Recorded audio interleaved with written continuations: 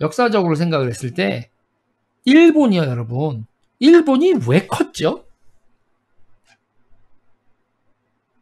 일본이 여러분 왜 컸습니까? 일본이 성장한 일본이 식민지가 안 되고 성장한 결정적인 이유.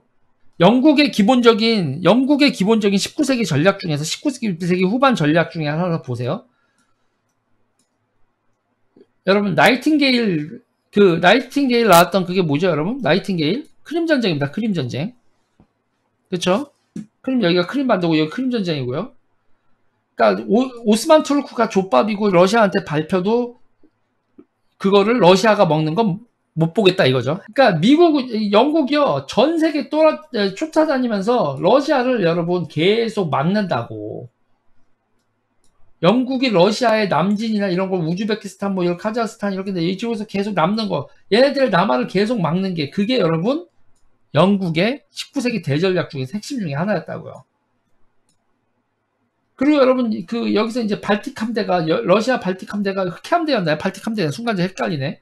여기 와가지고 이렇게 와서 여기까지 오는데 영국 애들이 계속 방해하는 거 아니야. 러시아 함대가 여기 오는데. 그래서 결국 그렇게 영국 애들이 식량 공급 안 해주고 석탄 공급 안 해주고 막 짐 빼고 그런 애들이 여기 와가지고 결국은 러시아 애들이 일본 애들한테 박살나면서 되는 거 아닙니까? 그러니까 러시아를 견제하는 파트너로 그 당시 패권국 영국이 일본을 삼으면서 일본은 교역 국가가 된 거죠. 그때 우리는 뭐 하고 있었습니까? 친중이냐 친러를 하고 있었죠. 친중이나 친러를 하고 있으면서 그러면서 러시아하고의 관계에서 우리가 영국이나 미국의 힘을, 특히 미국은 별로 그때 대전략이 없었으니까 영국의 힘을 빌려서 러시아의 남하를 막는 그런 국가로 외교를 할 생각 자체를 못했지. 친중 친러 그 와중에 그 19세기에 영국이 패권국인데 그리고 영국이 거문도 앞바다에까지 오고 했는데 그게 무슨 의미인지 누가 알았겠어. 친중 친러, 친중파 친러파가 있었잖아요. 친중파 친러파. 그러다가 결국 나중에 일본한테 나라 팔아먹고 자리 보전한 게 조선 왕조 아닙니까? 조선 왕조가 각이 미안하지만 조선이 뭐 고종이 나라를 어쩌고저쩌고 개소리들을 하는데 조선 팔아먹은 거는 왕조들이거든. 응? 김영균님 감사합니다. 안 그랬으면은 그러니까 조선 왕가는요, 여러분. 누가 보호해줘요? 조선 왕가를 냅두면 외세가 개입하지 않으면 국민들한테 맞아 죽는 거거든. 국민들한테 맞아 죽는 상태에서 결국은 최종적으로 중국한테 의탁할까 러시아한테 의탁할까 일본이 니들한테 의탁한다 이거지. 무슨 나라를 안 팔아먹어. 일본이 나라를 뺏어 먹은 거 그것도 정말 문제지만 지네 국민들한테 버림받고 지네들 생존하기 위해서 일본한테 의탁한 이씨 왕조는 그거를 뭘 그렇게 대단한 왕조라고 물고 빨고 앉아있냐고. 제가 이 얘기를 왜 하는 거냐면 그레이트 게임에서 대전략에서 잘못된 선택을 하면 좆되는 거라고.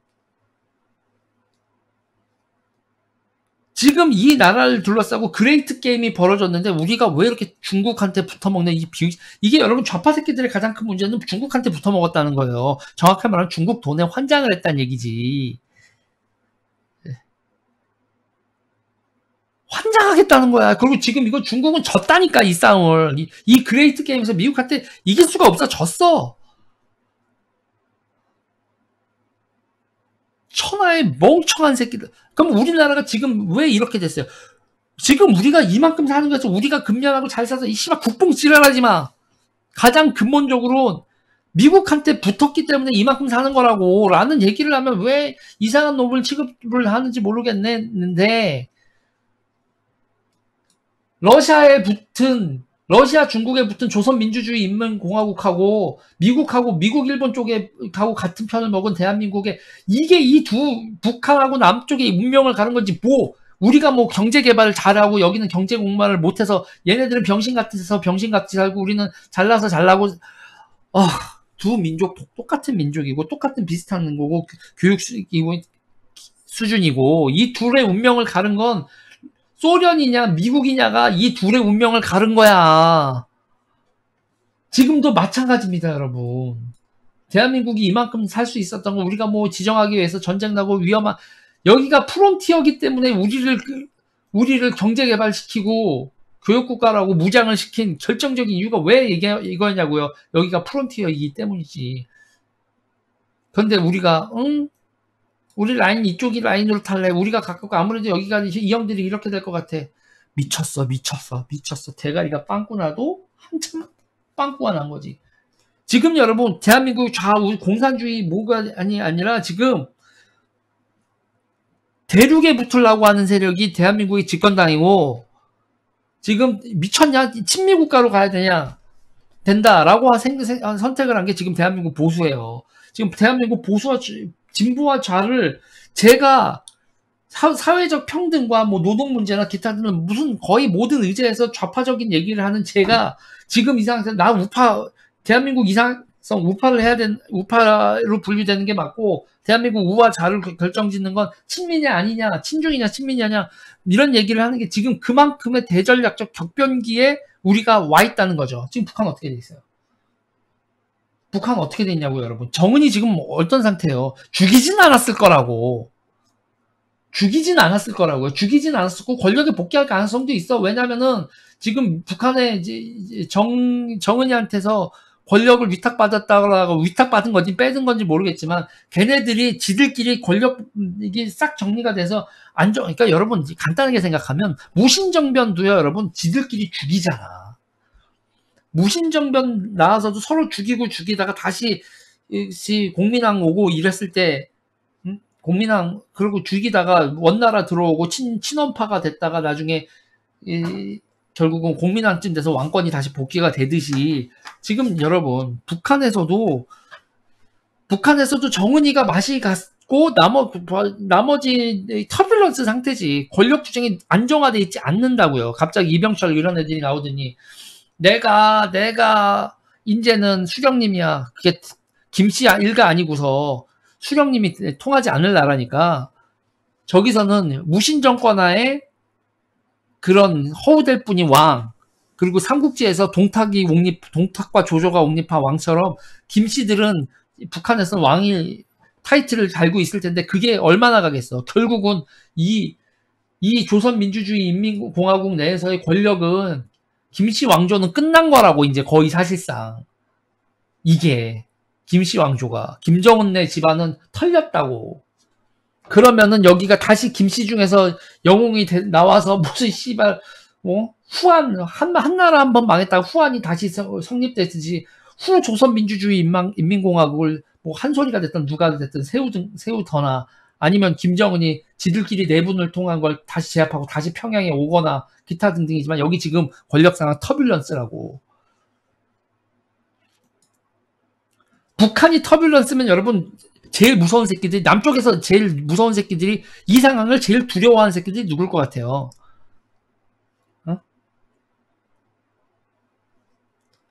제일 두려워하는 놈들이 여러분 조선민주주의 인민공화국에서 이런 상태가 봤을 때 제일 두려워하는 놈들이 여기 사는 간첩 새끼들이죠. 여기 사는 간첩 새끼들이 제일 지금 쫄아 있는 상태인 거야.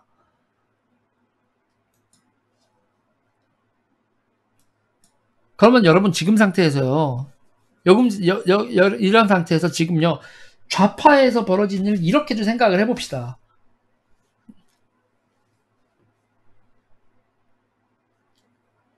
뭐냐면 여러분 좌파 내에서 미국이 제가 누누이 얘기하죠.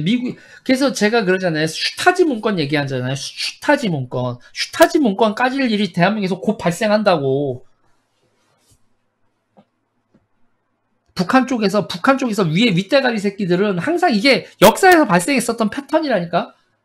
윗대가리 새끼들 중에서 간첩 명단 얘네들은요 여러분 어떻게 지금 살려면 어떻게 될 것 같아요? 조선민주주의 인민공화국 얘네들이 뒤지지 않고 살려면 김정은한테 쿠데타를 했든 뭐가 됐든 김정은으로부터 권력을 위임 넘겨받고 있는 얘네들 세력은 걔들 여러분 정은이가 문화대혁명에서 짱돌 던져라 그러면 언제 죽을지도 몰라. 그러니까 계속 불안하자고. 걔네들 입장에서. 나라를 통째로 여러분 이씨 왕가랑 똑같은 거야. 이 나라를 통째로 들고 여러분 어디로 가야 될 것 같아요? 안전하려면. 이 나라를 통째로 여러분 같으면 어느 나라 선택하겠어요? 나라를 통째로 어디다가 갖다 바치겠어요? 미국에 갖다 바치죠. 미국에 갖다 바치는 게 가장 안정한 방법이지. 지금 상황에서 이 국제 정세를 봤을 때. 그럼 미국에 갖다 바칠 때 얘네들이 무슨 행동할 것 같아요? 남한에 뿌렸던 간첩 명단 다 깐다고. 몇 월 며칠 누구한테 지령을 보냈다. 누구한테 얼마를 돈을 받았다. 남한에 이렇게 지령을 내렸을 때 누가 지령을 받아서 어떻게 했고 걔네들이 어떻게 했다. 이거 여러분 까지면 슈타지 민권 3만 명 나왔을 때 독일 사람들, 독일 3인당이 그래서 지금 집권을 못한다니까? 우리나라에서 다들 뇌절 한번 온다니까. 지금 개쫄린 사람, 그래, 지금 이게요, 여러분. 그러면 여러분, 이 상황에서 좌파들은요, 여러분, 어떡하겠어요? 그 문서에 안 들어있는 좌파들을 어떻게 하겠냐고.